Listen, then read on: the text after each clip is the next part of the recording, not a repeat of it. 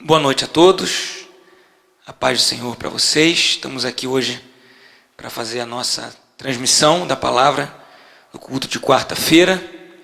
Vamos orar, vamos abaixar nossas cabeças, fechar os olhos aí. Você que está em casa também, que provavelmente vai estar ouvindo, que está vendo, a gravação, convido você a orar conosco.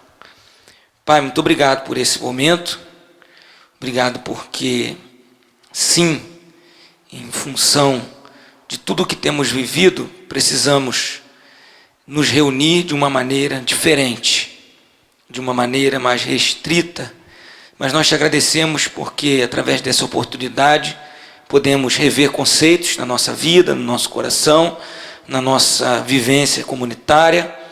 Então, que hoje, e que através desse momento de conversa, desse momento de reflexão, que possamos, através da Tua Palavra e da ministração do Teu Espírito Santo, alcançar pessoas.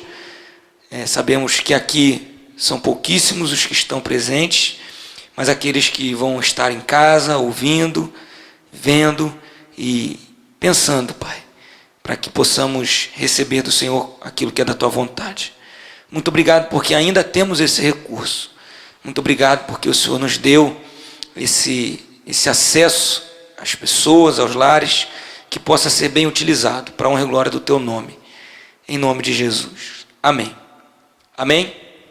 Bom, a primeira palavra que eu queria transmitir é sobre esse momento que nós estamos vivendo, Porque existem igrejas que, como nós aqui, da Igreja Batista Monte Xirizinho, Jacuecanga, fecharam as portas no sentido do culto público, não fechamos a nossa secretaria, não fechamos para algum momento de atendimento, de oração, de aconselhamento, mas fechamos para um tipo de aglomeração. Existem igrejas que fizeram como nós fizemos, e existem igrejas que estão abertas. O que eu queria dizer primeiro? Primeiro é uma palavra de pacificação. Nem todas as igrejas que estão abertas simplesmente por uma irresponsabilidade. Existem condições diferentes, existem igrejas que não têm o recurso de transmissão online, igrejas que não sabem o que fazer, e que nesse momento de confusão é muito comum até que todos cheguem a um consenso. Então, aquelas igrejas que não estão abertas, que evitem esse tipo de crítica, de julgamento, que só atrapalha num momento tão difícil como esse. E nem todas as igrejas que estão fechadas por medo e por pânico, por estarem acuadas.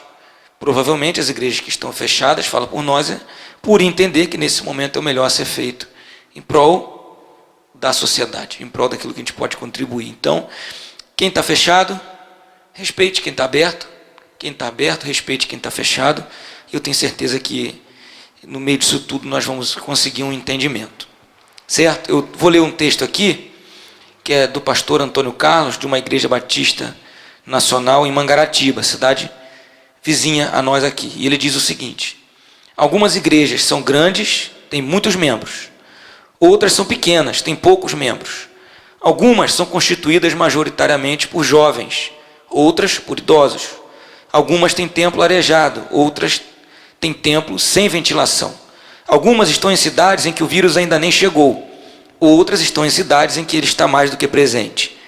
Algumas são constituídas majoritariamente por pessoas com acesso a bons tratamentos de saúde. Outras pessoas que não têm acesso a esses tratamentos.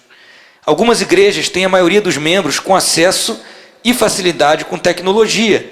Outras têm a maioria deles com pouca habilidade tecnológica. Algumas têm membros, entre aspas, obedientes.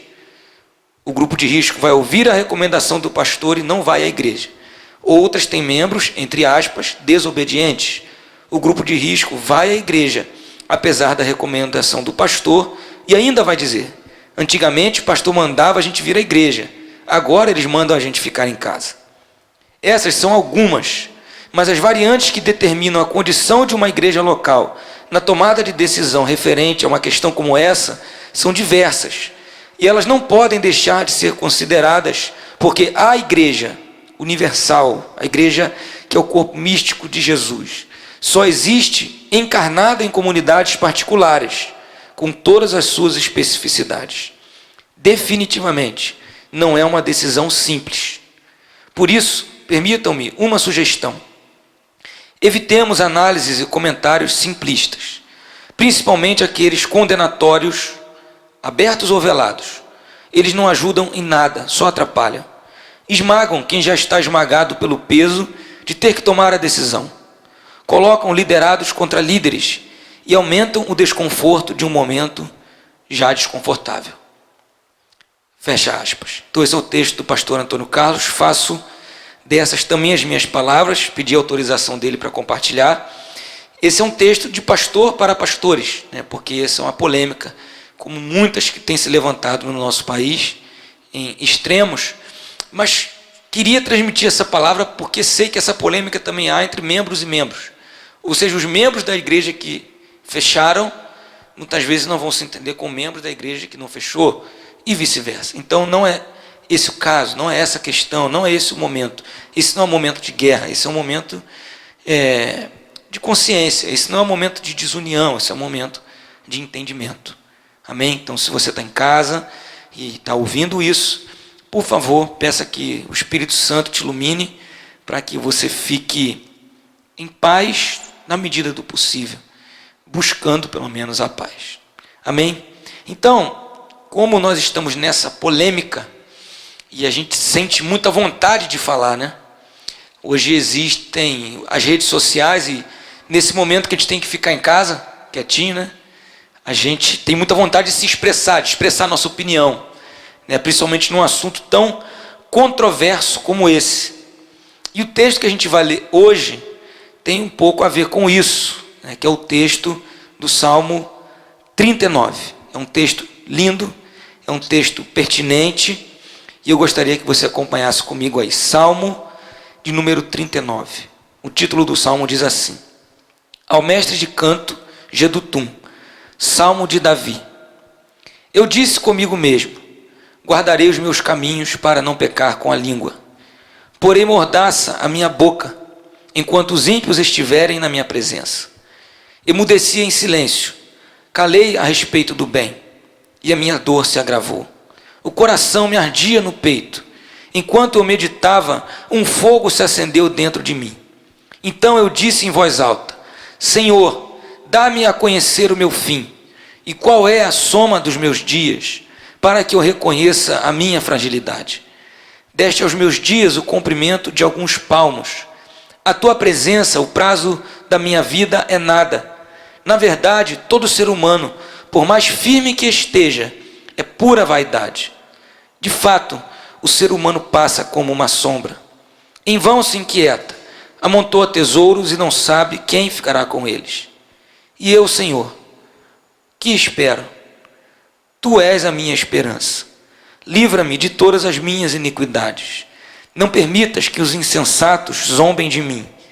Emudeço, não abro os lábios, porque tu fizeste isso. Tira de sobre mim o teu flagelo. Pelo golpe de tua mão estou perecendo.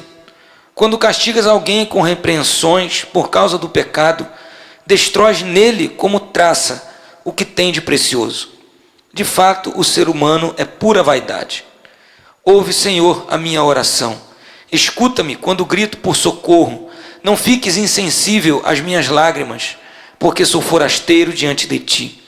Peregrino, como todos os meus pais o foram. Desvia de mim o olhar, para que eu tome alento, antes que eu passe e deixe de existir. Amém? Vamos orar mais uma vez. Pai, que essa palavra lida, seja transmitida e feita ser entendida, Pai, pelo Teu Espírito. Que a minha limitação não impeça que o Senhor fale aos corações daqueles a quem o Senhor quer falar. E que não atrapalhe aquilo que o Senhor quer comunicar. Essa é a nossa oração, em nome de Jesus. Amém. Então, esse é um salmo que ele fala de uma oração num tempo de dificuldade. Nós estamos vivendo um tempo de dificuldade. E o que me chamou muito a atenção nesse salmo, o que me chamou muito a atenção nele, é o versículo 11, que eu queria reler. Na NVI, ele diz assim: Tu repreendes e disciplinas o homem por causa do seu pecado. Como traça, destróis o que ele mais valoriza. De fato, o homem não passa de um sopro. Então, eu li esse texto quarta-feira passada, na minha oração, estava orando esse salmo, e eu me deparei com essa declaração de que Deus às vezes precisa destruir aquilo que a gente mais valoriza. E essa não é uma conclusão simples, né? Ela me levou a pensar em como construir aquilo que não vai ser destruído, em como tudo que nós temos construído, né? Obviamente, na quarta-feira passada a gente já tinha essa ameaça, essa sombra do vírus, do coronavírus, e eu lembrei justamente disso, de como impérios econômicos, de como impérios de lazer, de esporte, de turismo, se dobraram diante de um vírus. Como isso trouxe à tona a nossa fragilidade, que é o assunto desse salmo. Isso trouxe à tona como nós construímos coisas, como se aquilo fosse tão indestrutível, e nos apegamos a essas coisas e elas são, na verdade, muito frágeis. Então eu queria pensar com você nesse momento sobre isso. Porque esse é um momento de orar? Sim, esse é um momento de orar. Mas orar para quê? Orar pedindo o quê? Porque esse é um momento de crise, certamente, né? E quando o salmista escreveu esse texto aqui, é uma oração. Só que essa oração, ela começa, e isso é importante para a gente entender o caminho que ele faz até chegar no versículo 11, ela começa numa conversa com ele mesmo.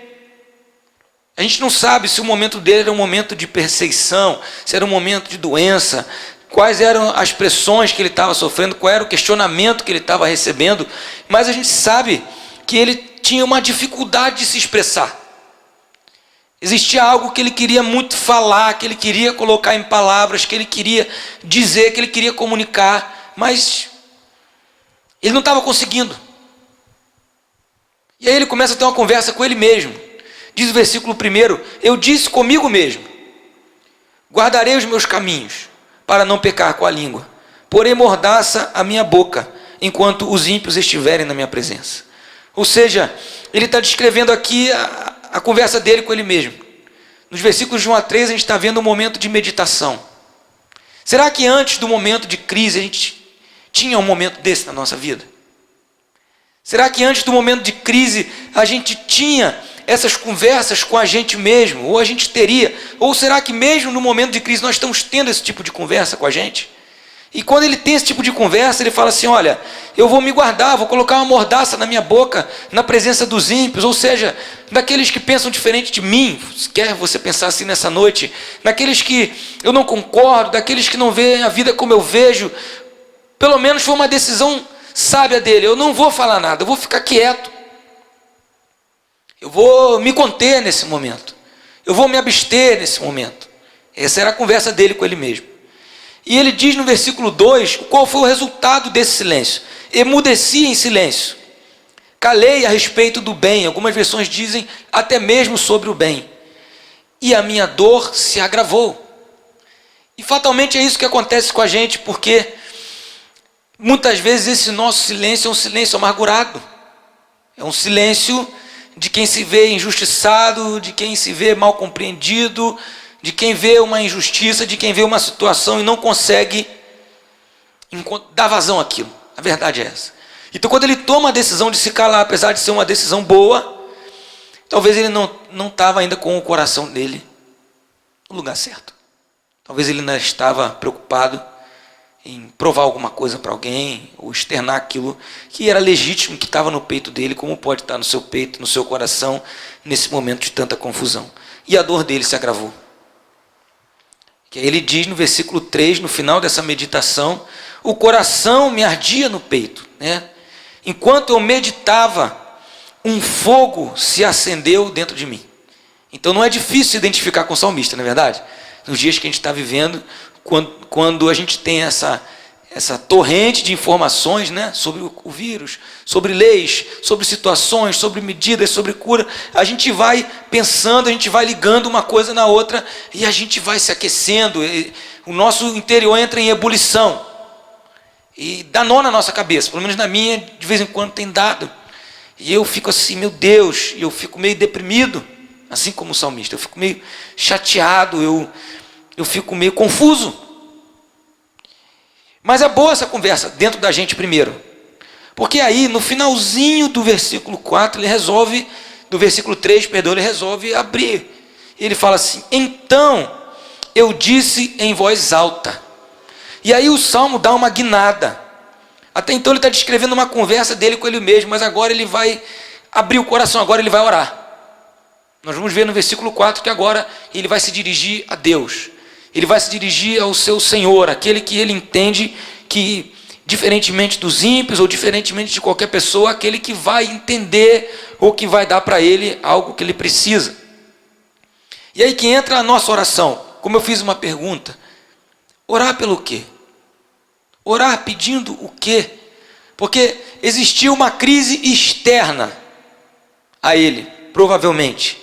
Mas a gente já viu até o versículo 3 que essa crise externa provocou uma crise interna, ou revelou uma crise interna, uma ebulição na alma dele, na mente dele. E aí ele fala assim, na sua oração: Senhor, dá-me a conhecer o meu fim, e qual é a soma dos meus dias, para que eu reconheça a minha fragilidade. E quando eu li esse texto na semana passada, como eu já compartilhei com vocês, isso me chamou muito a atenção. E a palavra que ficou anotada no meu caderno, no meu diário, bem grande, foi fragilidade. Então, alguns interpretam esse versículo como se ele estivesse tão deprimido, que quando ele fala, Senhor, dá-me a conhecer o meu fim, é como se ele estivesse dizendo, Senhor, eu quero morrer. Mas quando eu leio a segunda parte, onde ele fala, para que eu reconheça a minha fragilidade, eu não creio que ele queria morrer. Eu creio que, de fato, ele está orando para isso, para que isso aconteça, para que ele reconhecesse a sua fragilidade. Então, isso é a primeira coisa que a gente aprende. Que uma crise externa provoca ou revela uma crise interna. E que uma crise interna nos leva a orar e reconhecer a nossa fragilidade. E Deus está respondendo essa nossa oração. Sim, todo mundo diz, olha, a vida passa rápido, não é verdade? Todo mundo fala, olha, nossa vida, né, é passageira. A gente fala isso da boca para fora. Mas quando a gente coloca isso diante de Deus em oração, no meio de uma crise, e Deus responde, a gente é obrigado a reconhecer que nós somos frágeis. A gente é obrigado a se dobrar diante de situações. E aí, quando a gente se dobra, nós reconhecemos o quanto somos frágeis. Então, nessa noite, sim, eu convoco a igreja a orar. Mas eu convoco a igreja a orar essa oração. Porque essa oração aponta para dentro da gente. Essa oração dele não aponta para os ímpios. Essa oração dele não aponta para os problemas externos. Essa oração dele é por ele, para que ele tenha o seu entendimento transformado. Então, se nem o coronavírus, se nem as escolas fechadas, os restaurantes fechados, as igrejas fechadas, as ruas vazias, servirem para a gente olhar para dentro da gente mesmo e reconhecer algo e ser transformado, como nós vamos fazer isso? Então sim, é momento de orar. É momento da igreja se unir em oração. Mas é momento de cada um de nós orar e pedir para Deus, para que essa fragilidade não fique só do lado de fora do nosso entendimento, mas para que ela quebre a gente, para que ela dobre a gente, para que a gente ore, viva e conviva a partir desse reconhecimento. Porque ele não está dizendo assim, olha, Senhor, dá-me a conhecer o meu fim, qual é a soma dos meus dias, para que eu seja frágil. Ele já sabe que é. Só que ele diz, para que eu reconheça. Como é difícil a gente reconhecer uma coisa a nosso próprio respeito. Mas nessa noite, eu queria te chamar para orar. Não para que você tenha uma opinião, mas para que você reconheça o seu ponto fraco. Para que você reconheça o quanto você é frágil. O quanto nós somos frágeis. Isso está no meu coração desde semana passada e eu confesso que eu pequei.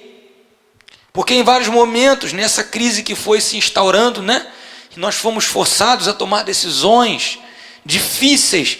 Em muitos momentos eu quis me provar forte. Em muitos momentos eu quis dizer e colocar e impor o meu ponto de vista sobre outros. E isso não veio da minha fragilidade. Isso não veio do reconhecimento da minha fragilidade. Isso veio da minha necessidade